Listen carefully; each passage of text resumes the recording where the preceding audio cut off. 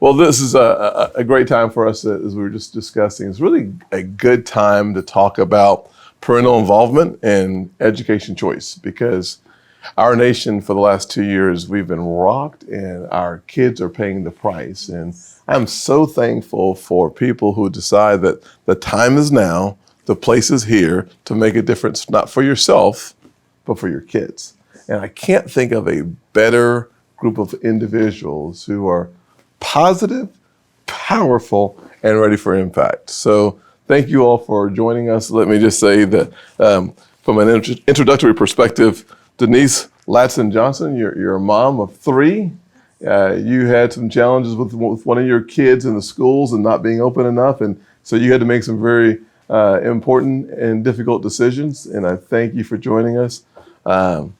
Nikki, not Nicole, but Nikki, you have been working on Nikki Neely, right? Mm-hmm. You've been working on parental involvement since last March. Yep. And fortunately, you're here working hard. Unfortunately, it's necessary. Right. And so we thank you for doing so and look forward to hearing your introductory comments in a few minutes. And Ellen, you and I have been friends for a long time. So Ellen Weaver, thank you for joining us as well. And thank you for your willingness to make a difference in our state around the issue of education. And I look forward to your comments as well. So why don't we start with you, Denise, give you a couple minutes to talk about the importance of the topic today, parental involvement and school choice. Well, thank you.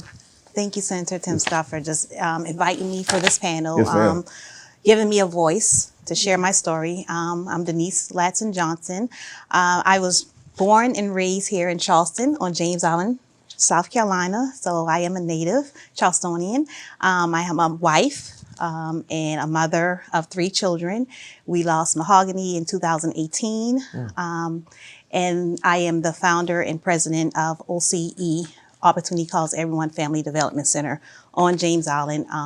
One of the reasons why I moved here back to Charleston in 2015. We host after-school programming, mentoring, summer camps. My goal right now is to focus on the academic loss that our middle school and high school children are facing, and also helping them with social and emotional learning right now, because that's what they're facing. And besides that, we had to navigate. We have 3 children in 3 different sectors of schools. We have AJ, who definitely right now we had to sacrifice we didn't want to sacrifice his schooling. He was going to school for, he has a scholarship for academic and football. At the time during the pandemic in 2020, he had to go back to school. He was no vaccination. He had to get tested every day. We couldn't jeopardize him losing his academic or his football scholarship because of the cost of college right now. So he had to go. So we decided to let him move off campus, which was a sacrifice in our budget as far as that. But we felt that would have been more safety precautions. We had Monet, who's 16, who was a junior in high school. We felt that virtual would do well for her. Because of safety purposes as well, and her coming back and forth with Moses, who was 6 years old.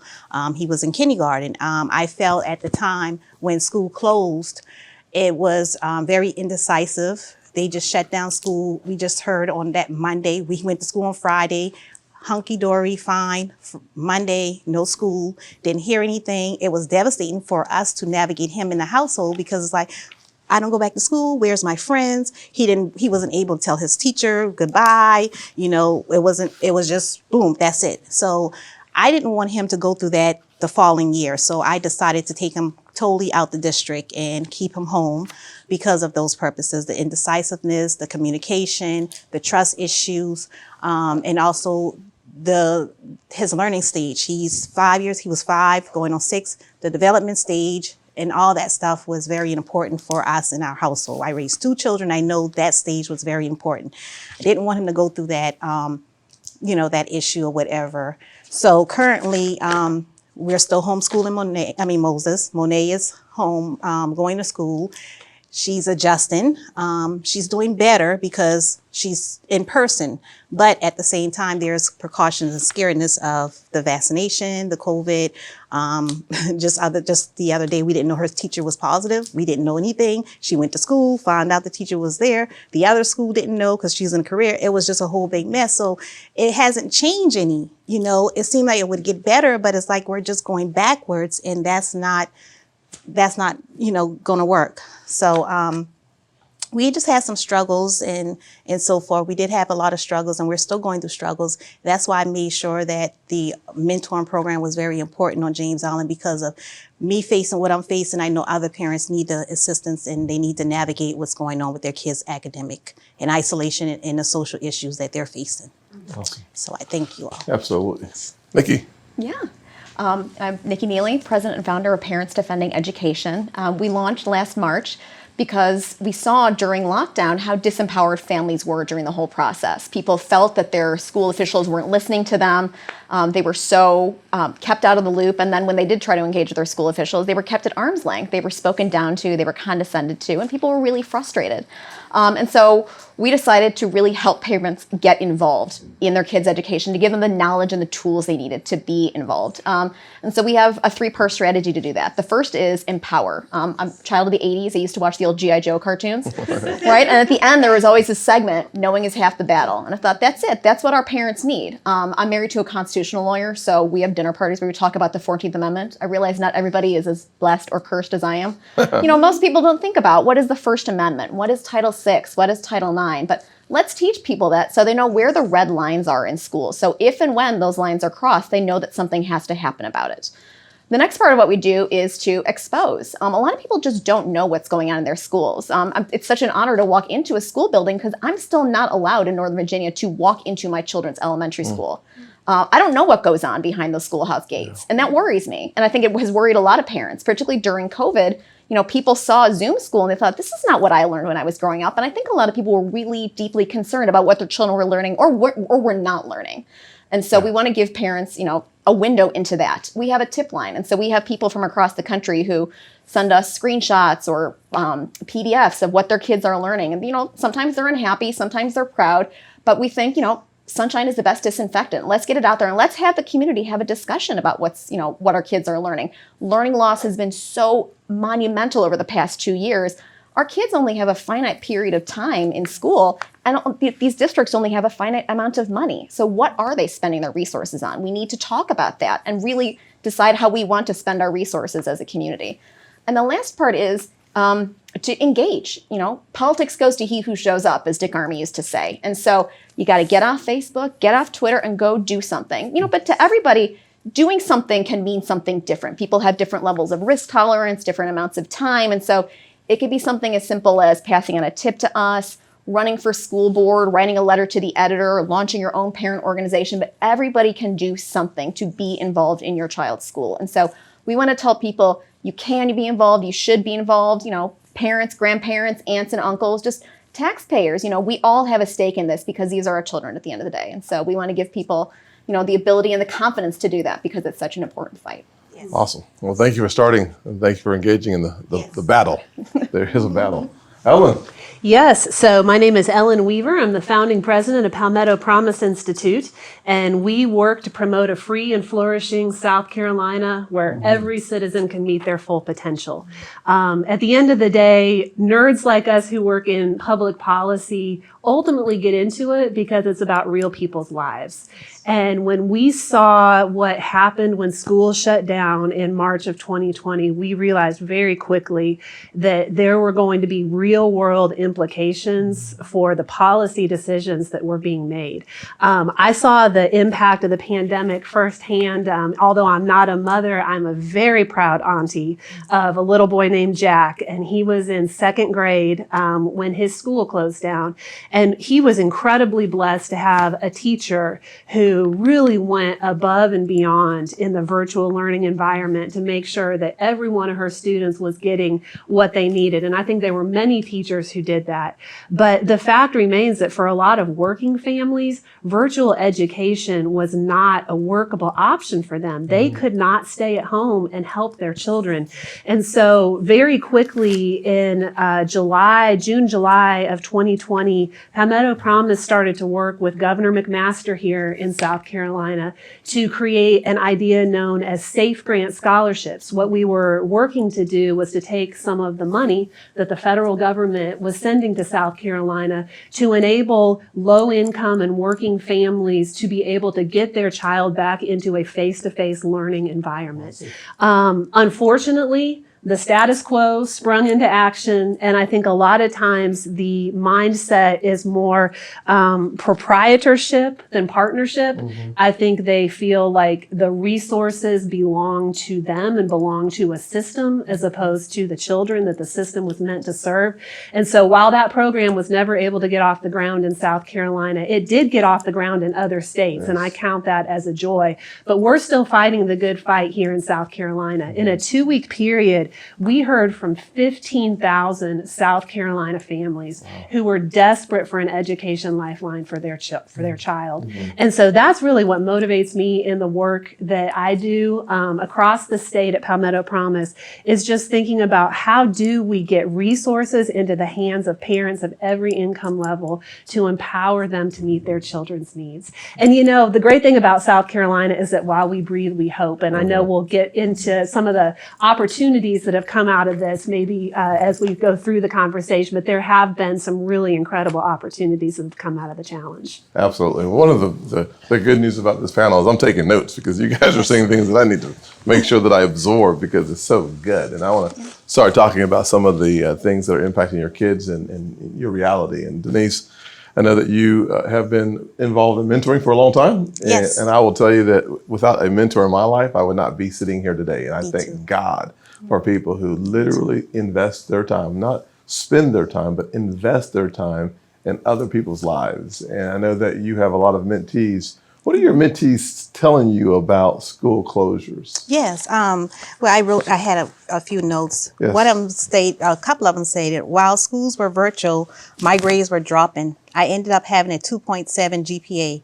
I slept more than doing anything. Before COVID closed schools, I had good behavior, good friends, and okay grades. Since COVID, I started getting into trouble a lot, making bad choices, and getting bad grades.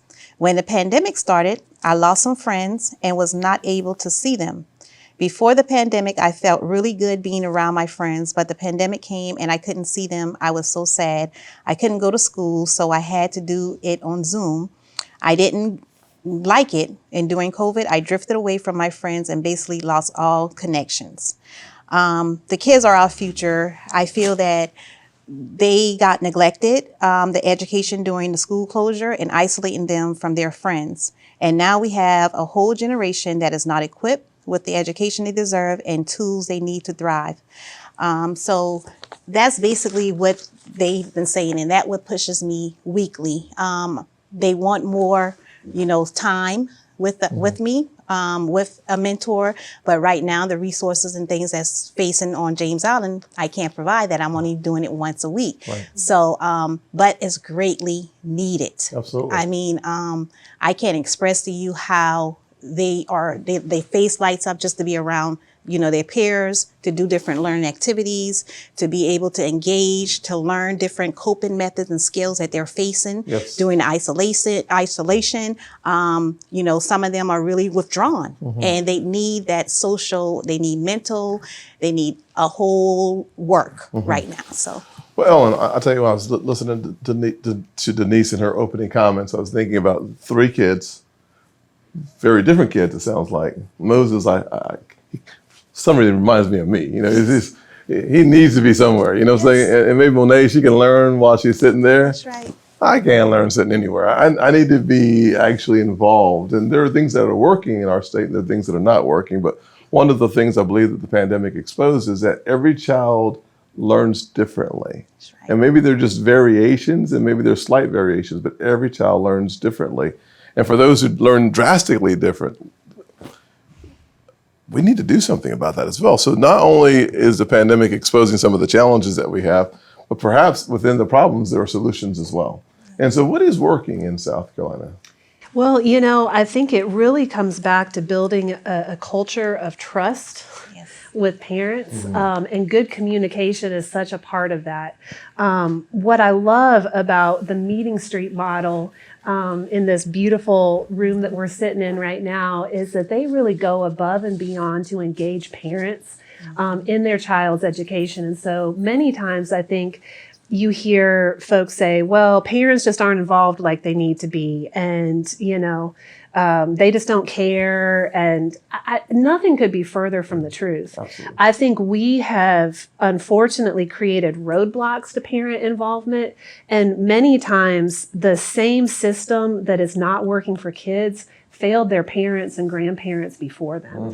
And so what I love about the Meeting Street model is that they're working to build capacity in parents. They're doing financial literacy classes in the evenings to help parents engage in the world around them and to set a good example for their kids. Absolutely. And so I think that's one of the really practical things that our education system can do is to really break down those walls and barriers to engagement that we have put up, all the jargon and the acronyms that we use, and just talk to parents like real people.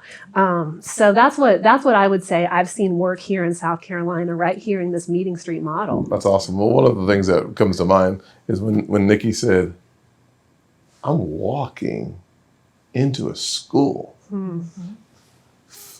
For me, that's not shocking.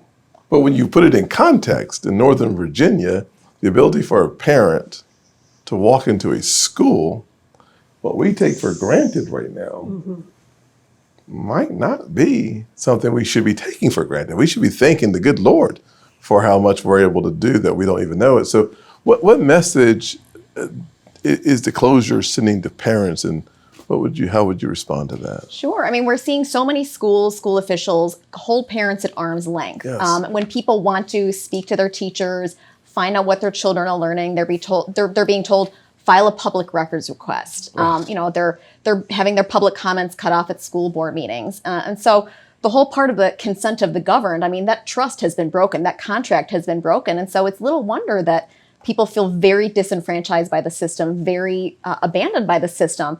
And to me, a big challenge for us going forward is how do we rebuild that trust? How do we get parents back involved in the system? Because we're seeing families that are leaving, that are homeschooling, that are trying to figure out other alternatives because they are desperate to figure out something that works for their child. Absolutely. Well, let's stay on that topic as we think about finding a way to empower parents. Your organization, Parents Defending Education, how does it work?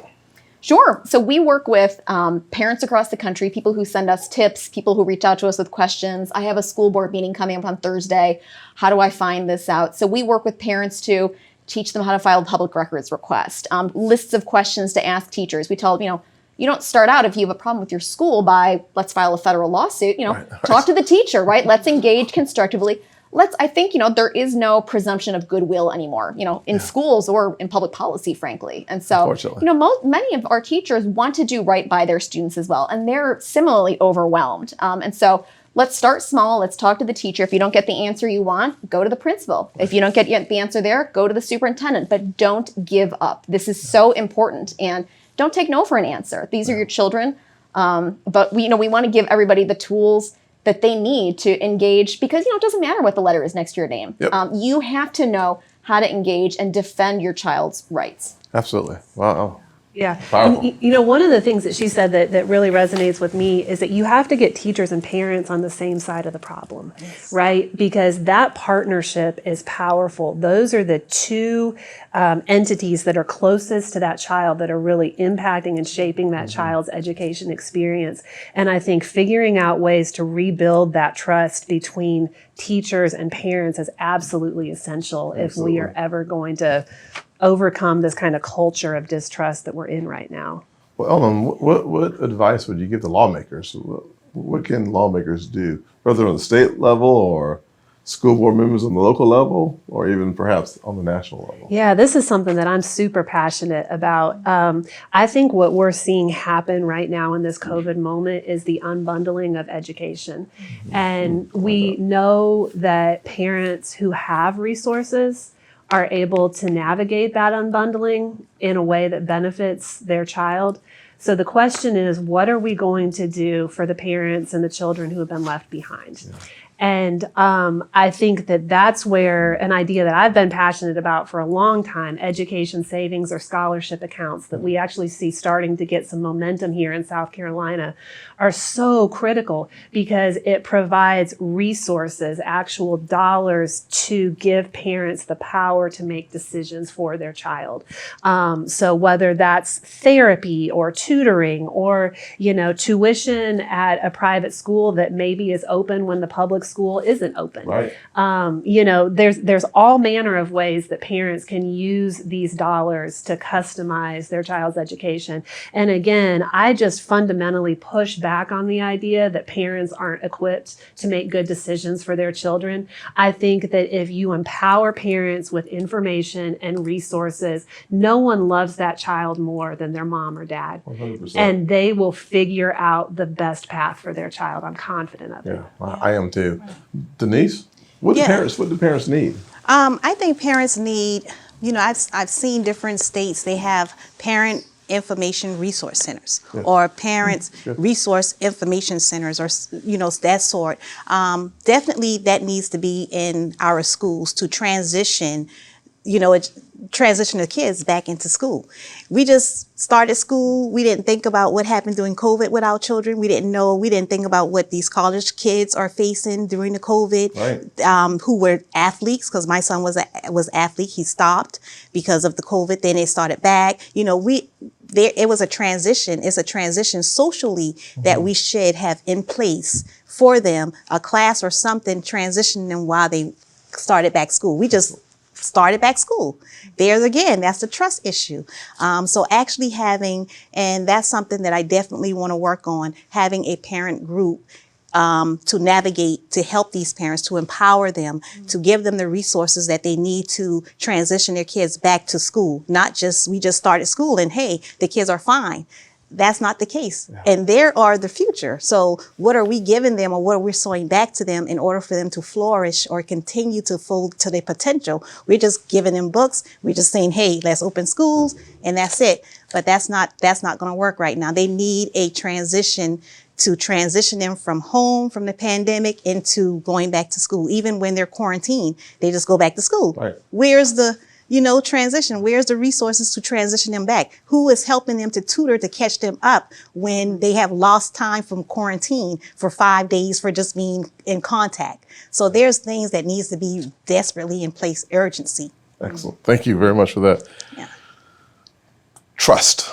So it's been damaged, at least lost, likely. Mm-hmm. How do schools restore trust with parents? I mean, I think the first step is communication. Yeah. Not talking down to parents, this is what we have decided on high, but actually inviting them into the process. They are stakeholders in this. And like you said, parents want the best for their children. My children have been so distressed because we were closed for snow days and then COVID and then this and that. And so there is no continuity. There is no regularity. Children thrive in routine. Yes. We don't have that uncertainty that faces them every day. Who's going to be here? Who's not? The teacher's out. My friend's out. They're confused. And my children are very young, like yours, like Moses is. And so, that's one part of it. To me, I think transparency will go a long way. The fact that parents don't know what their children are learning, that they're being told by their districts to file public records requests. I mean, the default setting is we should know what our children's curriculum is because many of us want to actually supplement what they're doing at school at home. I can't do that if my teacher won't tell me that. And why in the world would you not be able to know what your kids are learning? In the state of Texas, they have a law where a public university, you have to be able to get from a university's homepage to a class syllabus within 3 clicks. I can know what a college senior is learning in the state of Texas and not what a kindergartner is learning. That's unconscionable. Everyone should know what their child's learning. And everyone should know what those schools are spending their money on because, they're making affirmative decisions to, we're going to buy these books, we're going to buy these iPads, and they should be accountable for those decisions at the end of the day, because many of these elected officials are elected too. Absolutely. Well, fire them. That was under my notes, but I decided to add that in there. Not playing politics, but just being honest. What works here, and you started talking about the restoration of trust. You started talking about examples like Meetings for the Academy, where parents probably have a high level of trust and confidence in this system because they're able to engage. And I can't think of a parent having to do a FOIA. That can't be part of any. A principal, administrator, or superintendent says, this is our policy. You must tell your parent, please file a it can't be true, No. but it is. Yeah. How do we overcome some of those and restore trust? I really think that trust through transparency, like you said, is the absolute foundation, whether it's curriculum transparency, financial transparency, every bit of transparency. Parents are owed that, taxpayers are owed that. One of the concrete examples that I have seen here in South Carolina, and I think it really rises and falls, as does everything in life, on leadership.